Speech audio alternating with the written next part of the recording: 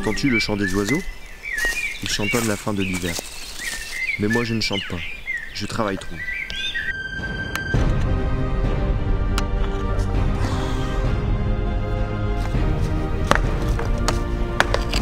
Le constat est vite fait.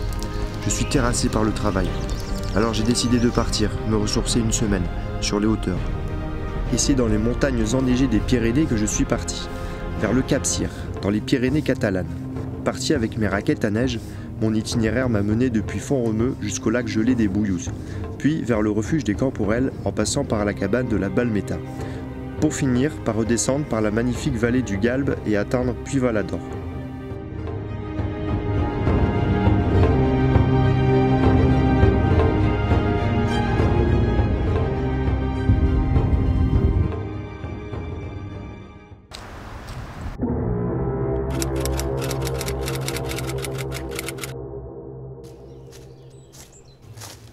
C'était en février 2022 que j'ai acheté ce terrain dans les Pyrénées. En fait, suite à un événement traumatisant que j'ai vécu en mars 2021, j'ai décidé d'arrêter de voyager pour me consacrer à un projet d'autonomie. En fait, au fil du temps, mon projet ici a un petit peu évolué. Maintenant, après mûre réflexion, je souhaite plus me consacrer au jardin-forêt, faire une petite partie en production maraîchère et aussi en production de plantes aromatiques et médicinales, mais également construire un petit habitat insolite écologique. C'est pour ça que je passe la plupart de mon temps ici à travailler. Et ça me fatigue. La quantité de travail à fournir pour arriver à un projet abouti est considérable.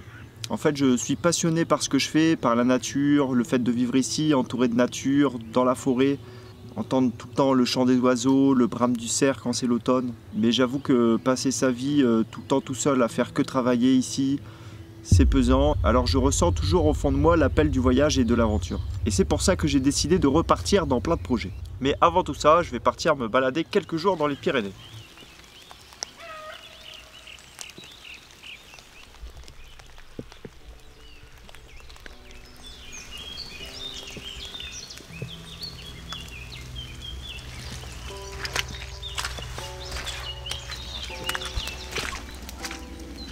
Ce n'est pas la meilleure journée pour partir.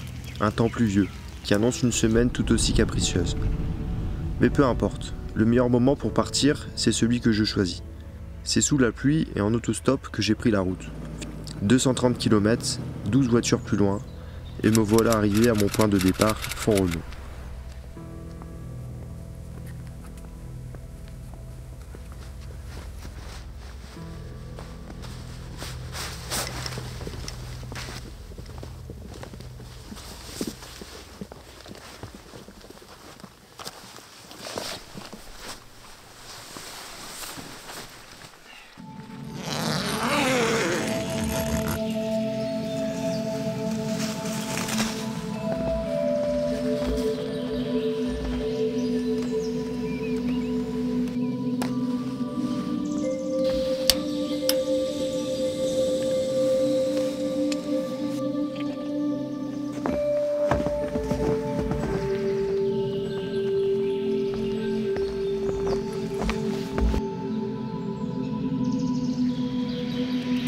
Après une nuit pas si mauvaise dans la tente, j'arrive assez rapidement à la station de ski des Érelles. Et j'entame les premiers kilomètres. Je renoue avec moi-même, j'aime la marche.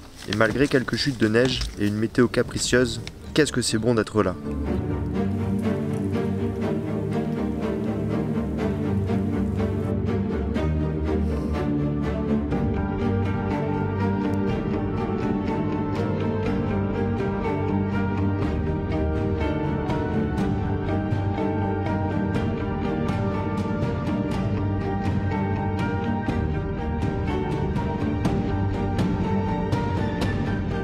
Un peu plus loin, j'arrive au lac des Bouillouzes et je bifurque sur les hauteurs à l'ouest, dans une zone clairsemée de petits lacs pour y installer mon camp.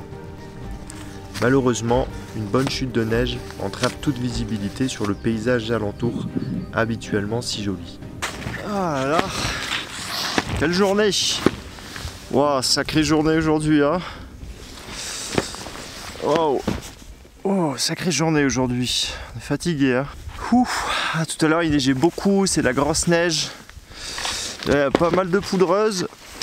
Ah, c'est pas ce qu'il y a de plus facile pour marcher avec les raquettes. Mais là je suis quasiment arrivé à la zone de camping. Enfin la zone de camping, là où je vais poser mon camp à côté du lac. Et demain on redescend et on continue le trajet. Allez, c'est parti.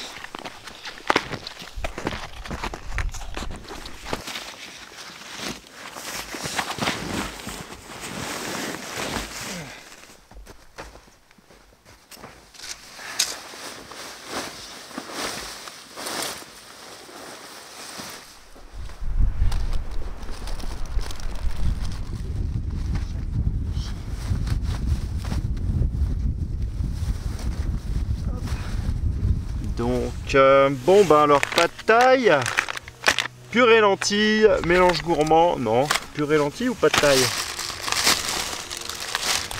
Bon au final j'ai changé mes plans.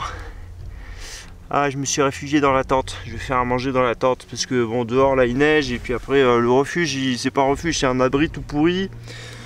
Et en vrai c'est compliqué, du coup je suis mieux dans ma tente. Donc on va faire à manger ici. Je sais pas si ça sera suffisant, hein. Parce que j'ai faim. Oh là là, une journée quoi.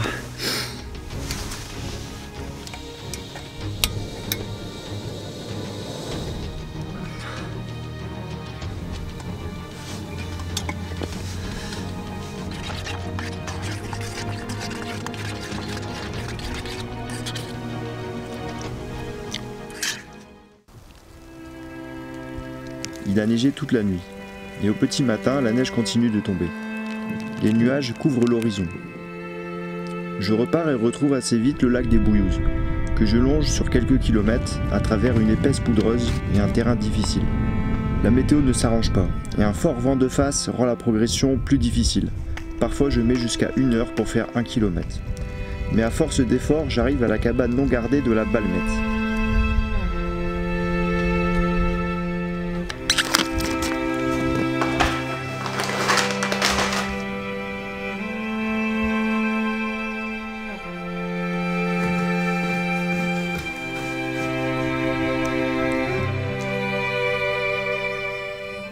Alors je suis arrivé au refuge de la Balmette. Sacrée journée. Je commence à avoir les pieds trempés là. Et du coup je me suis arrêté un peu plus tôt que prévu parce que j'en avais marre et puis je suis fatigué et l'autre refuge il était encore trop loin. Du coup on profite du confort de ce refuge et on se remet d'aplomb surtout. On fait un bon feu, faire sécher les affaires, la tente, manger un bon magret de canard et puis demain c'est reparti.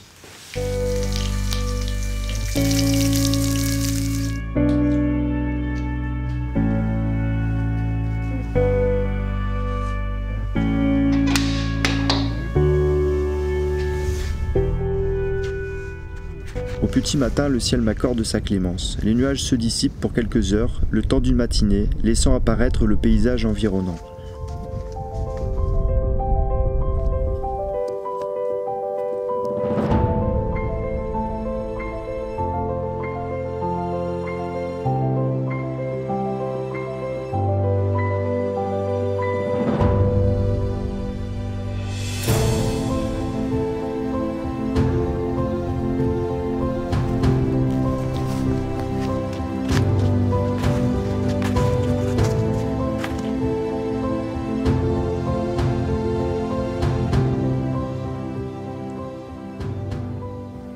Mais le répit est de courte durée.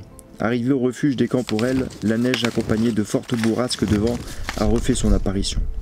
Après le passage d'un petit col, je redescends dans la vallée du Galbe. Malgré tout, je profite et je m'extase devant ce panorama. Il semble que je préfère la tempête de neige au soleil radieux.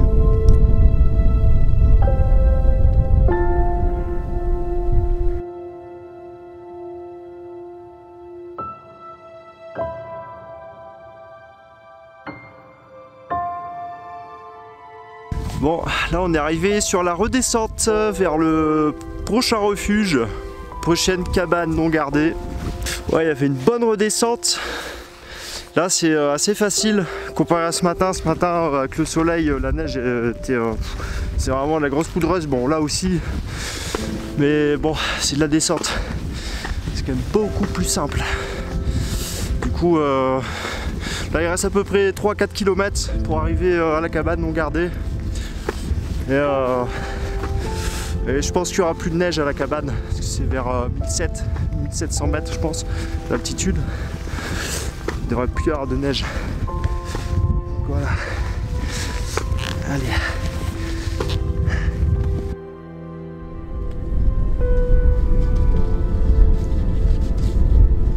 Bon bah alors là c'est un peu technique. Je suis pas trop rassuré parce qu'il y a des pentes un peu abruptes par endroits. Et je suis pas spécialiste de la neige. Du coup je fais attention par rapport aux avalanches. J'essaye de faire au mieux.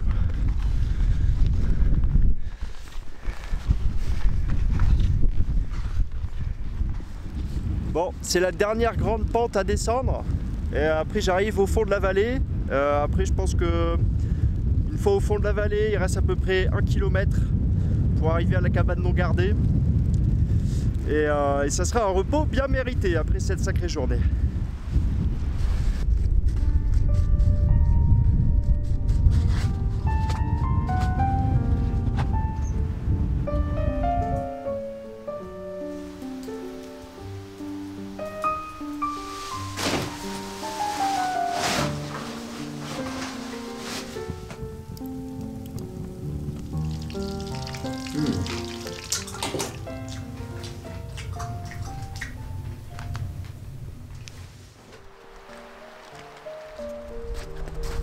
Je reprends la marche pour cette dernière journée, et à mesure que je redescends, la neige disparaît.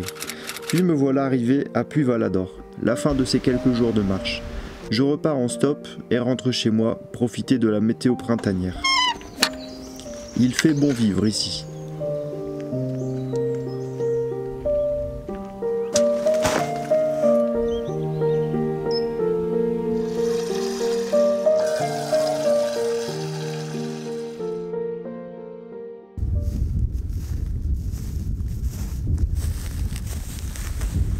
Salut tout le monde, je vous fais ce petit aparté de fin de vidéo pour vous expliquer un petit peu où j'en suis et les nouveaux projets à venir. Donc c'est reparti pour l'aventure, le voyage. J'ai décidé de reprendre un peu plus le voyage et l'aventure. J'ai toujours mon projet chez moi dans les Pyrénées. Mais voilà, j'en ai un petit peu marre de rester tout le temps tout seul, de faire que travailler. J'ai besoin de voir autre chose et moi à la base voilà, je suis un voyageur, j'ai voyagé pendant plus de 10 ans. Maintenant voilà, il faut en profiter, j'ai envie de repartir, donc maintenant j'ai plein de nouvelles idées en tête et j'ai très sérieusement envie de reprendre ma chaîne YouTube et de reproduire des vidéos, des documentaires, des petits films sur les voyages et les aventures que je vais faire. Donc ce sera plutôt axé sur la nature, les rencontres, les voyages, l'aventure, plus côté aventure d'ailleurs, randonnée, expédition. Donc j'ai plein de nouveaux projets qui arrivent. Je vais commencer d'abord par le chemin de Stevenson que je vais faire tout bientôt. Ensuite ce sera sûrement le chemin sur les sentiers des châteaux cathares. Après cet été, la traversée de l'Islande, bien sûrement, au mois de juillet. En parallèle, je suis en train de faire construire une charrette. Je suis sur la conception pour l'instant. Il y a pas mal de choix techniques à faire. C'est une charrette de randonnée qui me permettra de trimballer beaucoup de poids. C'est spécialisé dans la traversée de désert. C'est par rapport à mon prochain projet de l'année prochaine qui devrait commencer, je pense, fin avril, début mai 2026. Je ne communique pas encore à ce sujet pour l'instant. Ça reste un mystère pour ceux qui ne me connaissent pas trop. Par rapport aussi à cette charrette de randonnée, je vais partir au Maroc au mois d'octobre ou novembre. En tout cas avant l'hiver, pour pouvoir effectuer un premier test avec la charrette et tout le matériel. Ce sera un test en conditions réelles, donc ça sera à peu près 500-600 km de traversée de désert où j'ai imaginé un itinéraire qui passe principalement par le désert et le sable. J'aurais besoin de faire ce test pour être au plus proche des conditions réelles du grand projet que j'ai l'année prochaine. Cet hiver, je ne sais pas encore où est-ce que je serai, ce que je vais faire. Je ne communique pas encore par rapport au projet de l'année prochaine, j'attends un petit peu. J'attends de recevoir mon visa et ça devrait arriver sûrement dans le mois de mai. Vous en saurez plus. Et d'ailleurs, si ça t'intéresse, n'hésite pas à liker, t'abonner et commenter. Moi, ça me permet de valoriser mon travail et puis ça fait toujours plaisir. Donc voilà, salut tout le monde!